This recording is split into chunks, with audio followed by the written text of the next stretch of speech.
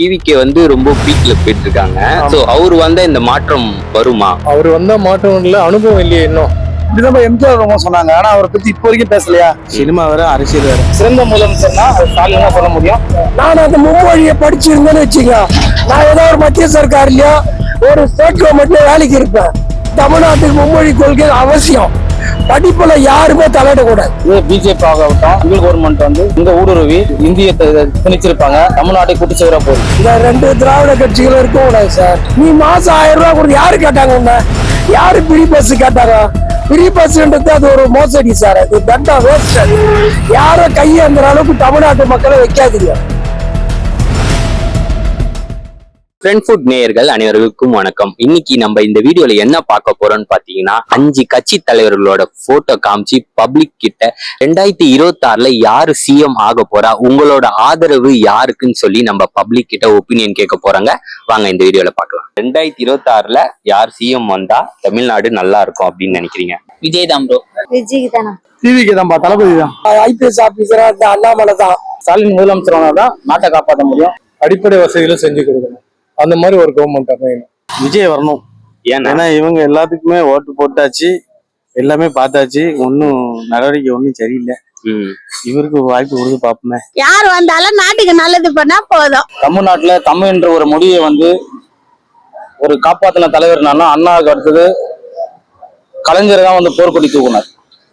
கலைஞர் போர்க்கொடி தூக்கி அவர் இல்லாம இருந்தா இது பிஜேபி ஆகட்டும், மற்ற வந்து சென்ட்ரல் கவர்மெண்ட் வந்து இங்க ஊடுருவி இந்திய திணிச்சிருப்பாங்க. தமிழ்நாட்டை கூட்டு சேர போகுது.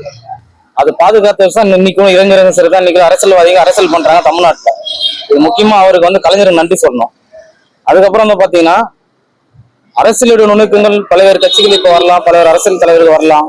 அப்படி இருந்தாலும் இப்ப இருக்கிற காலகட்டத்துல வேற எந்த ஒரு முதலமைச்சராலும் இந்த அளவுக்கு இந்த ஒரு 4 வருஷம் வந்து ரன் பண்ணி போயிருக்க முடியாது.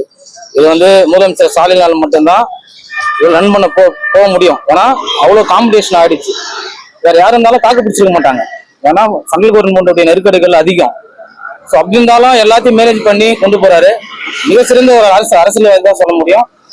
இது வரைக்கும் எக்ஸ்பீரியன்ஸ்ல ஒரு சிஎம் கேட்டகரியில இருந்து அப்படின்னு வரும்போது சிறந்த முதலமைச்சர்னா அது ஸ்டாலின் தான் சொல்ல முடியும். இது வந்து நான் அரசியல் ரீதியா சொல்லவில்லை, பொதுப்படியா சொல்றோம். இந்த ரெண்டு திராவிட கட்சிகளும் இருக்க கூடாது சார். படிச்சவங்களுக்கும் பொதுமக்களுக்கும் எந்த பலனும் கிடையாது. அவங்களுடைய குடும்பத்துக்கு தான் லாபம். படிச்ச பிள்ளைகளுக்கு வேலை வாய்ப்பு கொடுக்கணும்னா படிச்சவங்க தான் ஆட்சி ஆளணும். அதனால 3 பேரும் சின்ன வயசு பிள்ளைங்க. அண்ணாமலை, விஜய், சீமான்லாம் சின்ன வயசு. இவங்க வந்து தமிழ் மக்கள் மேல கொஞ்சம் ஆர்வம் உள்ளவங்க. தமிழ் மக்களை நல்லா வாழ வைப்பாங்க. படிச்ச பிள்ளைகளுக்கு வேலை வாய்ப்பு கொடுப்பாங்க. அதனால எங்களுடைய ஆதரவு வந்து அண்ணாமலை, விஜய், சீமான் தான். எல்லாரும் வந்து என்ன சொல்றாங்க, அரசியல் வந்து அவருக்கு அனுபவம் இல்ல.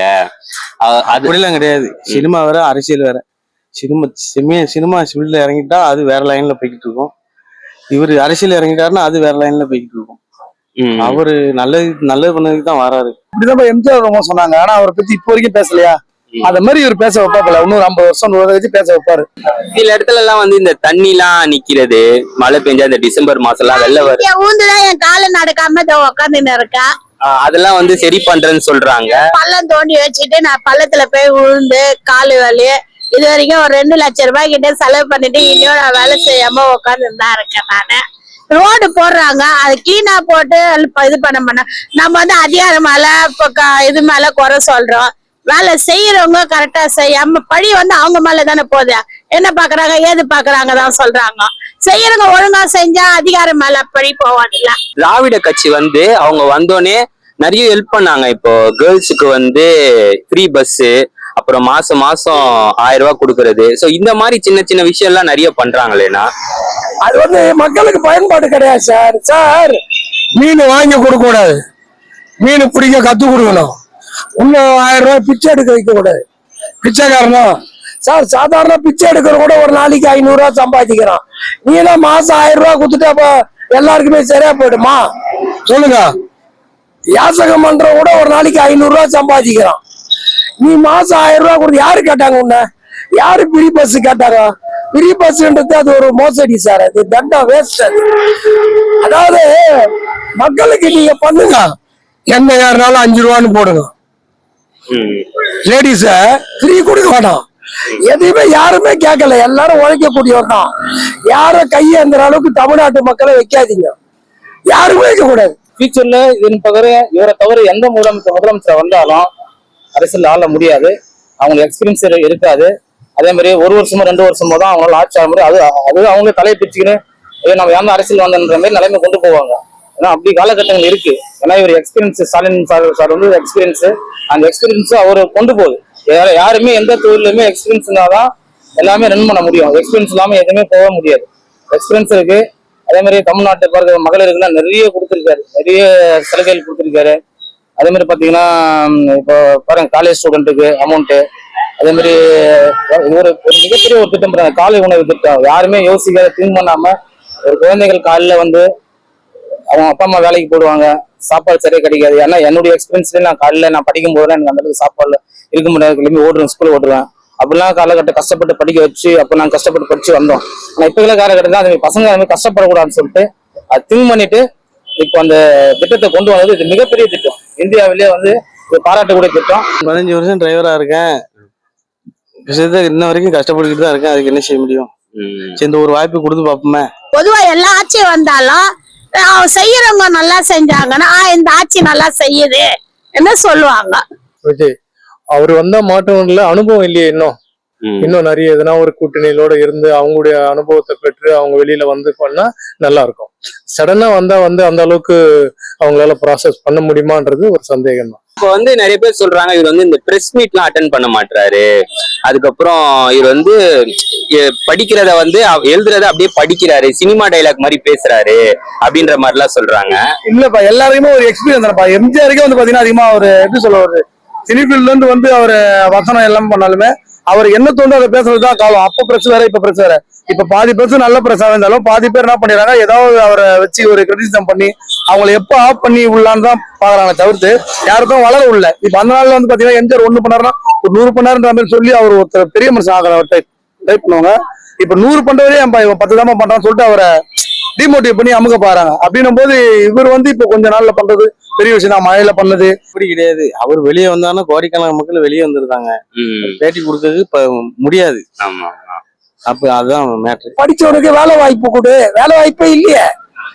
நான்லாம் வந்து சார் 1971 நானு SSLC முடிச்சேன். இன்னும் வரல ஒரு இன்டர்வியூ கூட எனக்கு வரல. நான் அந்த மும்மொழியை படிச்சிருந்தேன்னு வச்சுங்க, நான் ஏதோ ஒரு மத்திய சர்க்கார்லயோ ஒரு ஸ்டேட் கவர்மெண்ட்ல வேலைக்கு இருப்பேன். ஒரு கார்பரேஷன்ல காவா வேலை கூட எனக்கு இப்ப தகுதி கிடையாது. SSLC pass sir. நானு என்ன பிரயோஜனம் சொல்லுங்க?